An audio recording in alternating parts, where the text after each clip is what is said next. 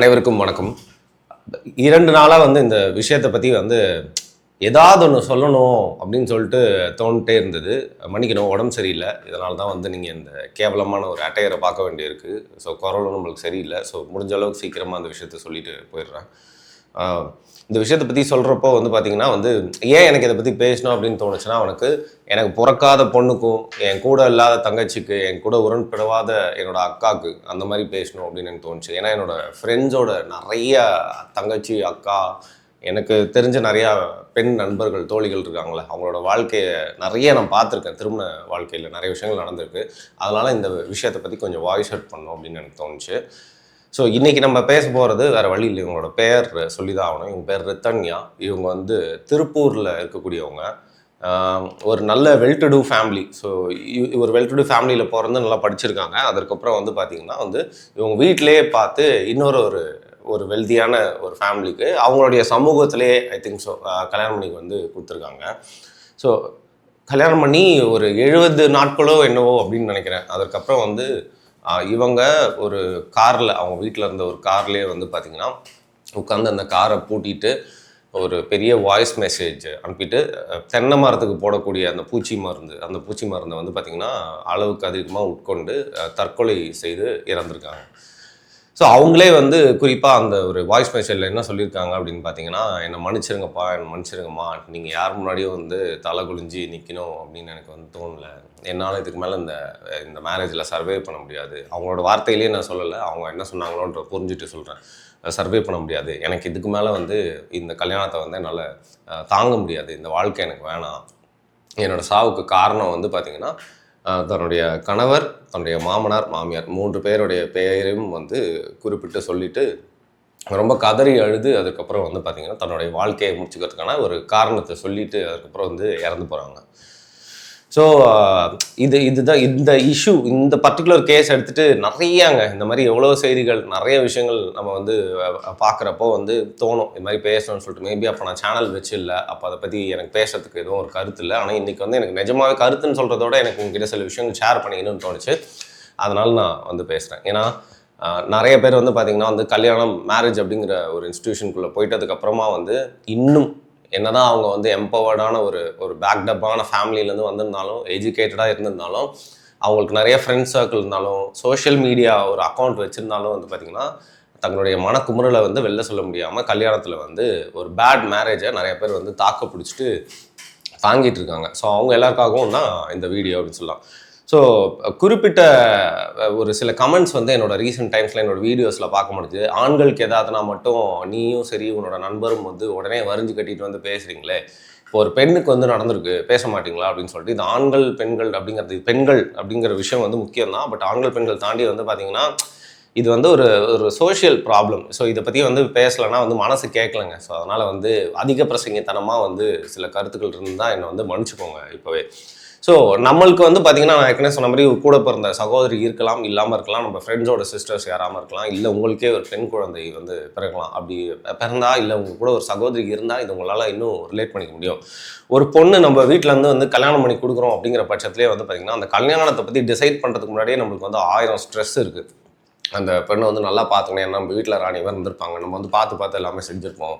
அதுக்கப்புறம் கல்யாணம் பண்ணி கொடுக்குறோம் அப்படிங்கிறப்போ ஒருவேளை அவங்க லவ் மேரேஜ் பண்ணிக்கிட்டாலும் அரேஞ்ச் மேரேஜ் பண்ணிக்கிட்டாலும் இன்னொரு வீட்டுக்கு போகிறாங்க அப்படிங்கிற பட்சத்தில் அவங்கள நல்லா பார்த்துப்பாங்களா, அவங்க ரொம்ப சந்தோஷமாக இருப்பாங்களா அப்படின்னு சொல்லிட்டு எல்லா ஸ்தானத்தில் இருக்கவங்களும் ரொம்ப யோசிச்சு தான் அந்த பெண்ணை கல்யாணம் பண்ணி கொடுப்பாங்க. அப்படி இருக்கிறப்போ அவங்க அடுத்த வீட்டுக்கு போகிறாங்க, வாழ்கிறாங்க அப்படிங்கிறப்போ ஒரு ஃபாலோ அப் நம்ம பண்ணிகிட்டே இருப்போம். டைரெக்டாக கேட்குறமோ இல்லையோ இன்டெரக்டாக நீ நல்லா இருக்கியா, எல்லாமே ஓகேவா அப்படிங்கிறத நம்ம கேட்டுகிட்டே இருக்கிறது தான் தோணும். இன்ஃபேக்ட் அவங்க 2 பேருமே ஒரு ஆதர்ச தம்பிங்களாக இருந்தாலும் மியூச்சுவலி ஒரு 2 பேருமே லவ் பண்ணி கல்யாணம் பண்ணிக்கிட்டா கூட பார்த்திங்கன்னா உனக்கு எல்லாமே அங்கே கம்ஃபர்டபுளாக இருக்கா, நீ சந்தோஷமாக இருக்கியா அப்படிங்கிறத கேட்டுகிட்டே இருக்கிறது தான் நம்ம தோணும்.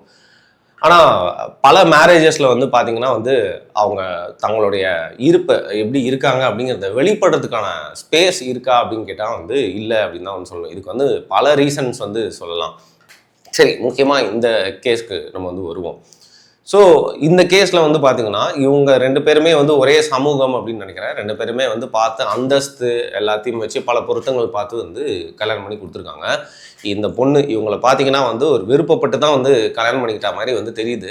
அவங்க ஒரு எதிர்பார்த்து ஒரு வாழ்க்கைக்குள்ளே வந்து போகிறாங்க. ஆனால் அங்கே போனால் வந்து பார்த்தீங்கன்னா இந்த நாய் இருக்கான்ல, அந்த கல்யாணம் பண்ணிக்கிட்ட அவன் வந்து பார்த்தீங்கன்னா ஏன் அப்படி சொல்கிறேன் அப்படின்னு பார்த்தீங்கன்னா, இதை நான் நிறையா பார்த்துருக்கேங்க. இன்னும் அந்த கேஸ் வந்து சால்வ் ஆகலை. இருந்தாலும் நம்ம ஜட்ஜ் பண்ணக்கூடாதுன்னு நீங்கள் வந்து சொல்லலாம். இருந்தாலும் வந்து அவங்க அந்த விசாரணைக்காக கூப்பிட்டு போகும்போதே வந்து பார்த்தீங்கன்னா அவங்க மூஞ்சில் அவ்வளோ அரகன்ஸ், அவங்க மூஞ்சில் வந்து கொஞ்சம் கூட வந்து ரிமார்ஸே இல்லை, கொஞ்சம் கூட வந்து கில்ட்டியாக ஃபீல் பண்ணுற மாதிரியே இல்லை. ஏன்னா இந்த மாதிரி நிறைய கேசஸ் நான் பார்த்துருக்கேன். இந்த பொண்ணை பற்றி பேசுறதுக்கு முன்னாடி இந்த பையனை பற்றி பேசலாம். நிறைய பசங்க என்னோட ஃப்ரெண்ட்ஸு என்னோட பெண் தோழிகளோட ஹஸ்பண்ட்ஸ் நிறைய பேர் நம்ம வந்து பார்க்குறப்ப என்ன தோணுது அப்படின்னா, நீங்களாம் ஏன்டா கல்யாணம் பண்ணிக்கிறீங்க? நீ வந்து ஒரு கல்யாணம் பண்ணிக்கிற அப்படின்னா அப்பா அம்மாவோட பேச்சை கேட்டு ஒரே குடும்பமாக லைக் கூட்டு குடும்பமான வாழ்க்கை வாழ்றது அப்படிலாம் தப்பே சொல்ல. இந்த காலகட்டத்திலையும் வந்து சகிச்சுட்டு ஒரு பையனும் ஒரு பொண்ணும் அப்படி வாழ்கிறாங்க அப்படின்னா ரொம்ப பெரிய விஷயம். அது 2 பேருமே கையெடுத்து தான் கும்பிடணும் அப்படின்னு சொல்லலாம். ஆனால் சில பசங்களாம் இருக்கானுங்க, அவனுங்க ஏன் வந்து கல்யாணம் பண்ணிக்கிறாங்க அப்படின்னே தெரியல. இவங்க வந்து கல்யாணமே பண்ணிக்காம தொடர்ந்து வந்து அவங்க அப்பா அம்மா கூட ஒரு சின்ன பையனா வாழ்ந்து அவங்க அப்பா அம்மாவுக்கு நடுவிலே படுத்து தூங்கலாம். இவங்களுக்குலாம் அதுக்கு மட்டும்தான் வந்து தகுதி அப்படின்னே வந்து சொல்லலாம். ஏன்னா அந்த கல்யாணம் பண்ணிக்கிட்டதுக்கு அப்புறமா அவங்க அப்பா அம்மாவுக்கு ஒரு மரியாதை, அவங்க நீ பார்த்துக்கிறது, அவங்க கூட இருக்கிறது அப்படின்றத தாண்டி வந்து உன்னை நம்பி ஒரு பொண்ணு வருது அப்படின்னா ஷீ இஸ் யோர்ஸ். அவள் வந்து உன்னை நம்பி தான் வரான்னா நீ ஒரு தனி ஃபேமிலியாக வந்து மாறிடுற. அது உன்னோட ஹவுஸ். அதாவது ஒரே வீட்டிலே நீங்கள் இருந்தாலும் வந்து பார்த்தீங்கன்னா உங்கள் அப்பாவுக்கு எவ்வளோ உரிமை உங்கள் அம்மா மேலே இருக்கோ, உங்கள் அம்மாவுக்கு எவ்வளோ உரிமை உங்கள் அப்பா மேலே இருக்கோ, அது எல்லாத்தையும் தாண்டி வந்து பார்த்தீங்கன்னா நீ உன்னோட பொண்டாட்டியை வந்து பாதுகாக்க வேண்டிய ஒரு இடத்துல வந்து இருக்கு. ஏன்னா ஒரு பொண்ணு அப்படிங்கிறது வந்து ஒரு வீட்டை விட்டுட்டு அதுக்கப்புறம் இன்னொரு வீட்டுக்கு வரா அப்படிங்கிற பட்சத்தில் உங்கள் அப்பாவுக்கு மரியாதை கொடுக்குறாளா, உங்கள் அம்மா சொல்கிறத கேட்டு நடக்கிறாளா அப்படிங்கிற விஷயம்லாம் வந்து ஆட்டோமேட்டிக்காக தோணும். அண்ட் அவள் வந்து நம்ம வீட்டுக்கு ஏற்ற மாதிரி இருக்காளா அப்படிங்கிறதெல்லாம் பேசிக்காக வந்து தோணும். ஆனால் அதையும் தாண்டி அந்த பொண்ணு வந்து உன்னோட ரெஸ்பான்சிபிலிட்டி அப்படிங்கிறத மறந்துட்டு நிறைய பசங்க, இந்த பால் குடிக்கிற பசங்க கல்யாணம் பண்ணி வச்ச மாதிரி வந்து பார்த்தீங்கன்னா தங்களோட அப்பா அம்மாவோட பேச்சை கேட்டு தங்களோட வாழ்க்கையை கல்யாணத்துக்கு அப்புறமும் முற்றிலுமாக வந்து தன்னை நம்பி வந்து தன்னை கல்யாணம் பண்ணிட்டு வந்திருக்க பொண்ணோட மனசை பற்றி யோசிக்கிறதே இல்லை. இந்த பால் டப்பா பசங்களாம் வந்து ஏன் கல்யாணம் பண்ணிக்கிறாங்க அப்படின்னே வந்து தெரியல. ஒன்று அப்பா அம்மா சொல்ல பேச்சை கேட்டு கல்யாணம் பண்ணிக்கிட்டா வந்து நம்ம அவங்க சொல்கிற மாதிரி அவங்களோட சொத்துலாம் நம்மளுக்கு வந்து சேர்ந்துடும், நம்மளுக்கு வந்து கரெக்டாக பாக்கெட் பண்ணி கொடுப்பாங்க, அப்பா அம்மாவோட அவங்களோட தொழிலே பார்த்துட்டு வாழ்ந்துட்டு இருப்பாங்க பொம்மைங்க மாதிரி. ஸோ இவங்களுக்கு வந்து வெளில போயிட்டு வாழ்கிறதுக்கு உண்டான ஒரு வாழ்க்கையே தெரியாது, பிழைக்கிறதுக்கு உண்டான வழியே தெரியாத மாதிரி இருப்பானுங்க இவங்கெல்லாம். ஸோ இவங்கெல்லாம் வந்து ஒரு ஆம்பளையானே எனக்கு தெரியவே இல்லை. இந்த மாதிரி ஆட்கள் என்ன பண்ணுறாங்க அப்படின்னு பார்த்தீங்கன்னா, அந்த பொண்ணு வந்துட்டோன்னு அந்த பொண்ணு வந்து லிட்ரலி வந்து ஒரு அக்ரிமெண்ட் போட்ட வேலைக்காரி மாதிரி வந்து மனசில் நினச்சிக்கிறாங்க. அவங்க அம்மா வந்து இந்த பொண்ணை இப்படி ட்ரீட் பண்ணுறாங்க. குறிப்பாக வந்து நம்ம அப்பா அந்த மாமியார் கொடுமையை பற்றி தான் நான் எப்போ வந்து கேள்விப்பட்டிருப்பீங்க. பட் இருக்கலே வந்து ரொம்ப வந்து சிக்கான ஒரு கொடுமை அப்படிங்கிறது வந்து பார்த்திங்கன்னா டாக்ஸிசிட்டினா அந்த மாமனார் கொடுமை. ஏன்னா அந்த மாமனாருங்களாம் வந்து பார்த்திங்கன்னா மாமியார் மாதிரியே சீரியலில் வரா மாதிரியெல்லாம் கொடுமைப்படுத்த மாட்டேங்குது, வேறு மாதிரி இருக்கும். இதில் எல்லாம் மீறி போய் இன்னும் நிறைய பேர் நிறைய விஷயங்கள்லாம் பண்ணிட்டுருக்காங்க. அதுக்கு பக்கம் நம்ம போக தேவையில்லைன்னா இந்த கேஸ் அந்த மாதிரியான்னு எனக்கு தெரியல. மாமனாருங்க என்ன பண்ணுறது, நான் உனக்கு அப்பா மாதிரி அப்படிங்கிற மாதிரி ஆரம்பிச்சு ஸ்டெப் ஃபாதர் லெவலுக்கு குடும்பப்படுத்துறது. ஒரு பொண்ணு வந்துட்டா அப்படிங்கிற பட்சத்தில் உனக்கு ஒரு பொண்ணு இருந்தால் அப்படி பண்ணுவியாடா நாயே அப்படின்னு கேட்குற அளவுக்கு வந்து பார்த்தீங்கன்னா அதை பற்றி யோசிக்கிறதே இல்லை, ரொம்ப கேவலமாக பண்ணுவாங்க. ஸோ இந்த கல்யாணம் பண்ணியிருக்கானே இந்த மாப்பிள்ளை, இவங்க என்ன பண்ணுவாங்க, அவங்க அம்மா வந்து இந்த தன்னோட மனைவி கிட்ட என்ன பேசுகிறாங்க, தன்னோட அப்பா வந்து அந்த பொண்ணை எப்படி நடத்துகிறாங்க அப்படிங்கிறத பற்றி வந்து பார்க்குறதே இல்லை. நீ இவ்வளோ வருஷம் உங்கள் அப்பா அம்மா கூட வந்துட்ட, அவங்களுக்காக நீ மரியாதை கொடுக்கணும், அவங்க சொல்கிற பேச தான் கேட்கணும், நான் இல்லைன்னு சொல்லலை. பட் அதில் எக்ஸப்ஷன் என்ன அப்படின்னா, உன்னை நம்பி உன்னை கல்யாணம் பண்ணிட்டு வந்திருக்குல்ல அந்த பொண்ணு தான் ஃபஸ்ட்டு முக்கியம். அந்த பொண்ணை தான் நீ ஃபஸ்ட்டு பார்க்கணும். ஒருவேளை அந்த பொண்ணு வந்து அந்த பொண்ணுக்கு உன்னை பிடிக்கல, அந்த பொண்ணோட நடத்தை சரியில்லை, அந்த பொண்ணுக்கு இந்த மேரேஜில் விருப்பமே இல்லை அப்படின்னா உங்கள் அப்பா அம்மா தான் உனக்கு முக்கியம். ஏன்னா அந்த பொண்ணு விட்டு போனதுக்கப்புறமும் உங்கள் அப்பா அம்மா தான் உன்னை பார்த்துக்க போகிறாங்க. என்றைக்குமே வந்து தாங்க பெற்றுட்டாங்கன்றதுக்காக தன்னோட சொந்த ரத்தம்ன்றதுக்காக அவங்க தான் உங்களை உண்மையாக லவ் பண்ண போகிறாங்க. பட் ஒரு பொண்ணு, இந்த பொண்ணெல்லாம் வந்து பார்த்தீங்கன்னா வந்து ரொம்ப விருப்பத்தோடு தான் வந்து கல்யாணம் பண்ணிட்டு வந்த மாதிரி வந்து தெரியுது. அவங்களோட அந்த தற்கொலை வீடியோலையும் அவங்க நினச்சா வந்து சொல்லியிருக்கலாம், என்ன வேணால் சொல்லியிருக்கலாம், எல்லா உண்மையும் சொல்லிட்டு கூட வந்து செத்து போயிருக்கலாம். ஆனால் அவங்க முழுக்க முழுக்க சொன்னதை பார்த்தா வந்து அவங்க ஏதோ ஒன்று எக்ஸ்பெக்ட் பண்ணி வந்திருக்காங்க. ஆனால் இந்த 3 பேரும் சேர்த்து வந்து பார்த்திங்கன்னா அவங்கள வந்து கொடுமைப்படுத்தியிருக்காங்க. சுத்தமாக வந்து அந்த 70 நாளும் அவங்களோட ஒரு மனுஷன் மாதிரி அவங்கள ட்ரீட்டே பண்ணல போல இருக்கு. இதில் இன்னொரு கொடுமை என்னன்னு பார்த்தீங்கன்னா, ஆக்சுவலாக இது ஒரு டவுரி பேசிஸில் தான் நான் எடுத்து பேசலாம் அப்படின்னு நினச்சேன். பட் இது ஒரு டவுரி பேசிஸான ஒரு ப்ராப்ளமா அப்படின்னே எனக்கு தெரியவே இல்லை. ஏன்னா 2 பேருமே ரொம்ப வெல் டு டூவான ஃபேமிலியாக இருக்காங்க. ஒரே ஜாதி எல்லாம் பொருத்தம் பார்த்து கல்யாணம் பண்ணது மட்டும் இல்லாமல் இவங்க அந்த கேசஸ் பற்றி எல்லா நியூஸ் சேனல்ஸையும் சொல்கிறத பார்த்தா வந்து இவங்க கேட்ட டௌரியை கொடுத்து காரு பணம் நகை இன்னும் நிறைய விஷயங்கள் பண்ணி தான் வந்து கல்யாணம் பண்ணி கொடுத்துருக்காங்க. ஸோ அதெல்லாம் வாங்கிட்டு தான் வந்து பார்த்தீங்கன்னா இந்த பிஸ்னஸ் அக்ரிமெண்ட் போட்டு தான் வந்து கல்யாணமே பண்ணியிருக்காங்க. ஸோ அது பிரச்சனையான்னு தெரியல. அதெல்லாம் வாங்கிட்டதுக்கு அப்புறமும் வந்து பார்த்தீங்கன்னா இந்த பொண்ணுக்கிட்ட இவங்க என்ன குறை கண்டுபிடிச்சாங்கன்னு தெரியல. அதாவது சில பேருக்கு எப்படின்னா வந்து இந்த ஒடிபஸ் காம்ப்ளெக்ஸ்ன்னு சொல்லுவாங்க சில அம்மாங்களுக்கு. தன்னோட புள்ள தான் வந்து உலகத்திலே எந்த ஒரு பெரிய ராஜா மாதிரி, அதுக்கு எந்த பொண்ணுமே வந்து செட்டே ஆகாது, எந்த பொண்ணு வந்து கல்யாணம் பண்ணிட்டாலும் அந்த பொண்ணுகிட்ட குறை இருக்க மாதிரியே நிறையா அம்மாக்கள் வந்து தங்களோட பிள்ளையை வந்து எப்படி சொல்கிறதுனே தெரியல, அது ஒரு மாதிரி ஒரு ஃபீலிங்கில் இருப்பாங்க. ஸோ வந்துட்டோன்னே வந்து அந்த பொண்ணு பேச்சை கேட்டு நடந்துப்பானோ, நம்ம கையில் இருக்க கொத்து சாவி அந்த பொண்ணுகிட்ட போயிருமோ, அந்த பொண்ணு பேச்சை கேட்டு என் மகன் என்னை விட்டு விலகி போயிடுவானோ, இந்த பொண்ணு வந்து நம்மளோட சொத்தை பிரிச்சிருவாளோ, வீட்டை பிரிச்சிருவாளோ, அவகிட்ட ஃபுல் அதிகாரம் போயிருமோ அப்படிங்கிற பயத்தில் இந்த மாமியாருங்க அந்த மாதிரி பண்ணுறது. இந்த அப்பாங்க இன்டைரக்ட் வேலைக்காரி வந்துட்டா அப்படிங்கிற மாதிரி நினச்சி வந்து பார்த்தீங்கன்னா அது என்ன ஒரு பேசிஸில் அப்படி பண்ணுறாங்கன்னே வந்து தெரியவே இல்லை. சரி, ஸோ இந்த பொண்ணு வந்து வாழ்ந்திருக்காங்க 70 நாள் வந்து தாங்க முடியல அப்படிங்கிறதுனால வந்து பார்த்தீங்கன்னா அந்த கொடுமைகள்லாம் வந்து அவங்க அப்பா அம்மா கிட்ட சொல்லியிருப்பாங்களா அப்படின்னு எனக்கு தெரியல. அடுத்து அங்கே வருவோம். ஏன்னா இந்த பொண்ணோட அப்பா ஒன்று பேசியிருக்காரு, அதுதான் வந்து தாங்கவே முடியல. ஸோ அது வந்து பேசியிருக்காங்களான்னு தெரியல. குறிப்பாக வந்து பார்த்தீங்கன்னா இந்த பொண்ணு 70 நாள் வந்து கொடுமைப்படுத்துறப்ப இவங்க கொடுமைப்படுத்தணும்னு தெரிஞ்சிருக்கும். அவங்க இந்த அப்பா அம்மா கிட்ட சொல்றதுக்கு பயமா இருந்தாலும் இந்த புருஷங்கிட்ட வந்து சொல்லியிருக்கும், ஏதோ ஒரு விதத்தில் எக்ஸ்பிரஸ் பண்ணியிருக்கோம். இந்த நாய் வந்து பார்த்தீங்கன்னா வந்து எந்த விதத்துலையும் ஒரு நடவடிக்கை எடுக்காமல் அட்லீஸ்ட் ஒரு ஆறுதலான வார்த்தை சொல்லியிருந்தா கூட சரி, நம்ம புருஷன் கொஞ்ச நாள் அட்ஜஸ்ட் பண்ணிக்கணும்னு நினைக்கிறார் போல, கொஞ்ச நாள் மேபி இங்கேருந்து தனி கொடுத்துரும் போயிடுவோம் போல, அதுக்கப்புறம் நம்மளை பார்த்துப்பார் போல, இல்லை ஏதோ ஒரு சொல்யூஷன் வந்து கொடுப்பாரு, கொஞ்ச நாள் அட்ஜஸ்ட் பண்ணிக்கணும்னு சொல்கிறார் போல அப்படின்னு சொல்லிட்டு கூட அந்த பொண்ணு வாழ்ந்துருக்கலாம். ஆனால் இந்த பொண்ணு பேசி கதறி அழுது அந்த ஆடியோவை கேட்டால் வந்து பார்த்தீங்கன்னா இவன் கொஞ்சம் கூட வந்து he didn't stand up for that girl at all அப்படிங்கிறது தெரியுது. சரி, இப்போது அந்த அப்படியே டோட்டலி இதில் வந்து எதிர்பார்க்கவே முடியாது, ஏற்றுக்கவே முடியாத ஒரு விஷயம் என்னன்னு பார்த்தீங்கன்னா வந்து அந்த பொண்ணோட பேரண்ட்ஸ் அவங்க அப்பாவோட பேச்சை கேட்டால் அவங்க அப்படி டீல் பண்ணியிருப்பாங்க அப்படிங்கிறத வச்சு நான் சொல்கிறேன். அவங்க அப்பா கிட்ட வந்து பார்த்தீங்கன்னா வந்து புதிய தலைமுறை தான் நினைக்கிறேன், மைக்க நீட்டி வந்து அவங்க அப்பா கிட்ட வந்து கேள்வி கேட்குறாங்க. அவங்க அப்பா வந்து ஒரு வார்த்தை சொல்கிறாரு. அதுக்கு முன்னாடி அந்த பொண்ணோட ஆடியோலேயே அந்த பொண்ணு ஒரு விஷயம் சொல்லியிருக்கு, அப்பா நீங்கள் வந்து தலை குனிஞ்சிடக்கூடாது அப்படிங்கிறதுக்காக நான் அந்த முடிவை எடுக்கிறேன்ப்பா அப்படிங்கிறது வந்து 2 வாட்டி ரொம்ப அழுத்தி சொல்கிறாங்க. எனக்கு புரியல, என்ன தலை குனிஞ்சிடக்கூடாது, ஏன் அந்த பொண்ணு இப்படி சொல்லுது அப்படிங்கிறத பார்த்தா அதுக்கான விடை வந்து அந்த அப்பா வந்து சொல்லக்கூடிய கருத்து, அந்த நியூஸில் சொல்லக்கூடிய கருத்து மூலியமா எனக்கு வந்து கன்ஃபார்ம் ஆகுது. அந்த ஆள் என்ன சொல்றாருன்னு பார்த்தீங்கன்னா, பொண்ணை வந்து இழந்திருக்காரு, கண்டிப்பாக அவரை பற்றி நம்ம வந்து இந்த நேரத்தில் பேசக்கூடாது, பட் இது வந்து ஒரு எக்ஸாம்பிள், இந்த மாதிரி நிறைய பேர் பண்ணிட்டு இருக்காங்க, அதனால தான் இதை பற்றி நான் பேசணும்னு நினைக்கிறேன். அப்பா என்ன சொல்றாரு பார்த்தீங்கன்னா, என் பொண்ணு வந்து ஒருத்தனுக்கு ஒருத்தின்னு வாழணும்னு நினச்சிட்டா, அதனால வந்து பார்த்தீங்கன்னா இந்த முடிவு எடுத்துட்டா. ஸோ அதனால் நான் இதை வந்து பெருமைப்படுறேன், அட்லீஸ்ட் என் பொண்ணு வந்து இதை விட்டு வேற மாதிரி போகல அப்படிங்கிறனால பெருமைப்படுறன்ற மாதிரி அந்த ஆள் ஒரு கருத்தை சொல்கிறாருங்க.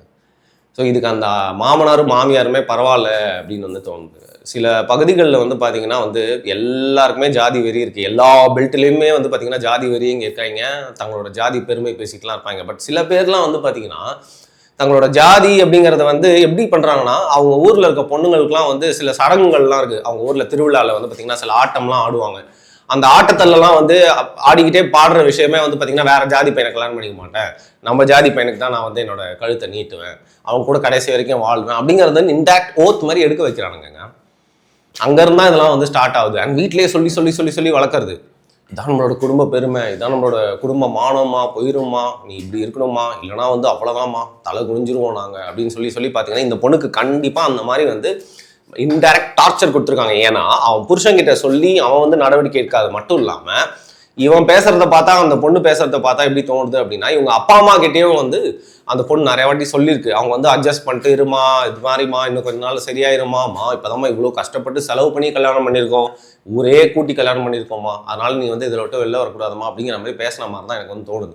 ஏன்னா அவன் அப்பா என்ன சொல்கிறான், நீ என் பொண்ணு வந்து ஒருத்தனுக்கு ஒருத்தின்னு வந்து செத்து போயிட்டா, இந்த ஒரு வாக்கியம் வந்து தேவையா? இந்த மாதிரி பூமர் ஆளுங்க இருக்கிறதுனால தான் வந்து பார்த்தீங்கன்னா இந்த பொண்ணுலாம் வந்து சாதாரண பொண்ணு இல்லை, ஷீ இஸ் எஜுகேட்டட், ஒரு வெல் டு டூ ஃபேமிலியில வந்திருக்காங்க, நல்ல எக்ஸ்போஷர் இருக்கு ஒரு பொண்ணு. ஸோ எஜுகேஷன் மட்டும் காப்பாத்திராது ஒருத்தங்களை அப்படிங்கிறதுக்கு ஒரு முக்கியமான உதாரணம் இதெல்லாம். இந்த அப்பா அம்மாவோட அந்த கம்பல்ஷன், அந்த அப்பா அம்மாவோட அந்த அந்த எப்படி சொல்றது, அந்த புஷிங் வந்து இந்த பொண்ணுக்கு இந்த வாழ்க்கையை விட்டு வெளில வரணும் அப்படிங்கிற ஒரு தைரியத்தை வந்து உதிக்க கூட விடாம வந்து பண்ணியிருக்கு.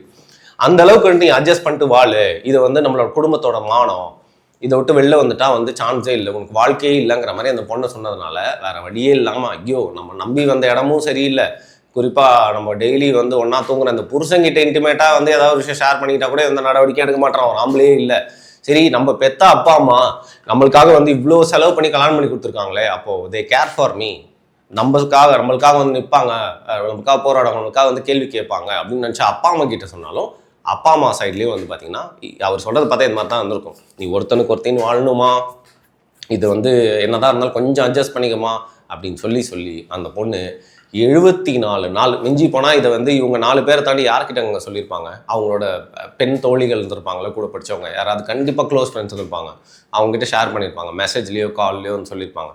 அவங்கக்கிட்ட மட்டும்தான் ஓப்பன் அப் பண்ணி எல்லாத்தையும் வந்து ஷேர் பண்ணியிருப்பாங்க. அந்த வெண்ட் மட்டும்தான் அவங்களோட லைஃப்பில் இருந்திருக்கும். அதை தாண்டி வந்து இது உள்ளுக்குள்ளே வச்சு குமுறி ஐயோ இந்த 74 நாளே தாங்க முடியலையே, இதே மாதிரி வந்து நான் வந்து இவங்க கூட 10 வருஷம் 20 வருஷம் 30 வருஷம் 40 வருஷம் வாழணுமா, அது இந்த அப்பா அம்மாங்க எவ்வளோ நாள் உயிரோடு இருக்கும்னு வேற தெரியல, நம்மளோட பாதி வாழ்க்கையை இதுங்களே அழிச்சிடும் போல இருக்குது அப்படிங்கிற பயத்தில் வேற வழியே இல்லாமல் எந்த மோட் ஆஃப் சூசைடும் வந்து பார்த்தீங்கன்னா வந்து ஈஸி இல்லைங்க. நீங்கள் நினச்சிக்கலாம் சில நேரத்தில் வந்து ரொம்ப ஈஸியாக வந்து பாய்சன் இல்லை மாத்திரையை சாப்பிட்டு இறந்துடலாம்னு சொல்லிட்டு. Almost like every kind of suicide is painful. Suicide வந்து எவனும் பண்ணக்கூடாது, அது வந்து தவறான ஒரு முடிவு. இந்த பொண்ணே வந்து மேரேஜ் விட்டு வெளில வந்திருக்கணும், அப்பா அம்மாவோ விட்டு தாண்டி வந்திருக்கணும், கண்டிப்பாக இந்த பொண்ணுக்கு ஃபியூச்சரில் ஒரு வாழ்க்கை அமைஞ்சிருக்கும். அது மட்டும் இல்லாமல் அவங்களோட படிப்புக்கு ஒரு வேலையும் கிடச்சிருக்கும். தன்னோட சொந்த அப்பா அம்மா சப்போர்ட் பண்ணலனா கூட ஆஃப்டர் லாட் ஆஃப் ஸ்ட்ரகிள்ஸ் கொஞ்சம் நாள் அந்த அப்பா அம்மா கூட புரிஞ்சிருக்கலாம் இவங்க வந்து தப்பான ஒரு முடிவை எடுத்துட்டாங்க. ஆனால் எந்த மோட் ஆஃப் சூசைடும் வந்து பார்த்திங்கன்னா ரொம்ப ஈஸி இல்லை. அது வந்து ஒரு தவறான முடிவாக இருந்தாலும் எந்த எக்ஸ்ட்ரீமுக்கு போயிருந்தால் அவங்க அப்படி ஒரு நடவடிக்கை தங்களோட வாழ்க்கைக்கே எடுத்திருப்பாங்க அப்படிங்கிறத பாருங்கள். அந்த வந்து தென்னை மரம் பூச்சிக்கு போடுற அந்த மாத்திரையை அவங்க போட்டு செத்துருந்தா கூட எவ்வளோ கஷ்டப்பட்டு செத்துருப்பாங்க அப்படின்றது வந்து நம்மளால் விவரிக்கவே முடியாது. பட் அந்த ஒரு இடத்துக்கு அவங்க போயிருக்காங்க அப்படின்னா வந்து இது வந்து எப்படி சொல்கிறதுனே வந்து தெரியல. ஸோ முக்கியமாக வந்து அப்பா அம்மாங்க, நீங்கள் வந்து பார்த்தீங்கன்னா ஊரே குட்டி இவங்க வீட்டில் வந்து வால்வோ கார்லாம் வாங்கி கொடுத்து கல்யாணம் பண்ணி வச்சுருக்காங்க. நீ வந்து வால்வோ கார் வாங்கி கொடுக்குற, நகையை போடுற, பார்த்து எல்லாமே பண்ணிட்டேன்னு நீ நினைக்கிற, அதோட முடிஞ்சிடல உன்னோட கடமை. உன்னோட பொண்ணு வந்து போயிடுச்சு அப்படின்னா நீ ஜஸ்ட் பிகாஸ் ஊரை கூட்டி கல்யாணம் பண்ணிட்டேன், எல்லாருமே வந்துட்டாங்க, மொய் இருந்துட்டாங்க, சாப்பாடுலாம் நல்லா இருக்குன்னு சொல்லிட்டு போனாங்க, ஃபோட்டோ எடுத்தாச்சு, வீடியோ எடுத்தாச்சு, எல்லாருக்கும் தெரிஞ்சிச்சு, இதுக்கு மேலே இதை விட்டு முடிக்க முடியாதுன்னு நினைக்கிற அந்த பேரண்ட்ஸ் வந்து தயவு செய்து அப்படி யோசிக்காதீங்க. இன்னைக்கு இருக்கிற காலகட்டத்தில் அட்ஜஸ்ட்மெண்ட்டு வாழணும், நிறைய டிவோர்ஸ் ரேட்ஸ் அதிகமாகுது அப்படின்னு ஒரு பக்கம் பேசணும்ல, அது வந்து உண்மைதான், அதிகமாகுது தான். நிறைய பேர் அட்ஜஸ்ட் பண்ண மாட்டாங்க, ரொம்ப செல்ஃபிஷாக மாறிட்டாங்க.